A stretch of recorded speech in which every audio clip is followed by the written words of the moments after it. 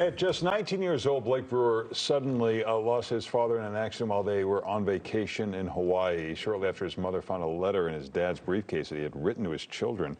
Brewer says it helped provide exactly what he needed in that moment. Now a father of three, Brewer is trying to help other dads leave a lasting impact on their children in a project called the Legacy Letter Challenge. And Blake Brewer joins us live to explain. Good morning. Good morning.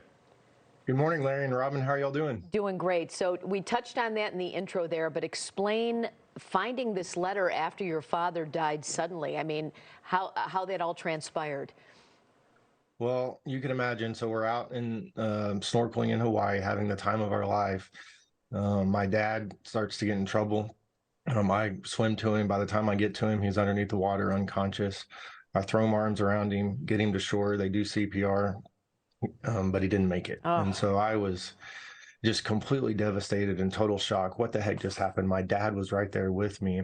And so then it's a couple hours later that we're back in the condo, and I'm sitting on the edge of the bed, and my mom walks in and says, "I found something in your dad's briefcase, something I know he was going to give you on this trip." And it's this letter from my dad that apparently he'd been working on for several months and was going to give it to me on the trip. And it was everything that I needed in that moment. And I just felt so loved that my dad would take the time to write this letter to me, and it just brought a confidence and a peace into my life.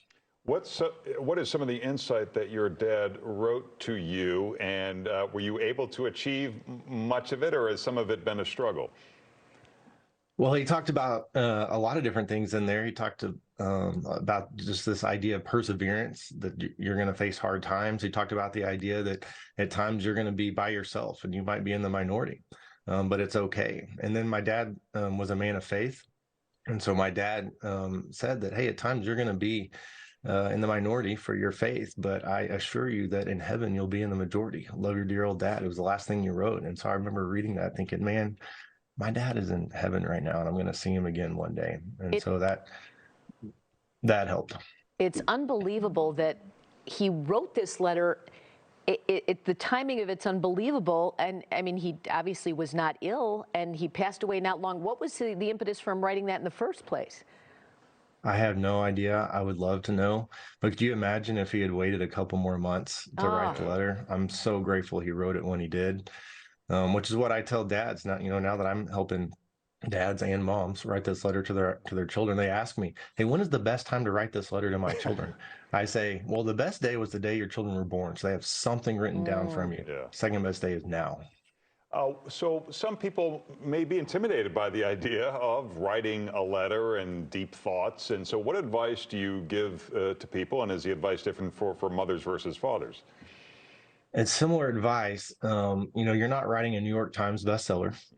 You're not writing to all the children in the world. Your children just want to hear your voice. And all of our children have some questions they're asking. Hey, how do you really feel about me?